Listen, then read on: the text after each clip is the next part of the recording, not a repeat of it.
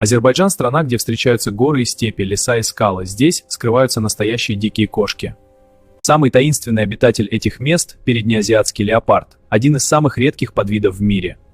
Вблизи рек и болот скрывается камышовый кот. Он меньше леопарда, но не менее ловок.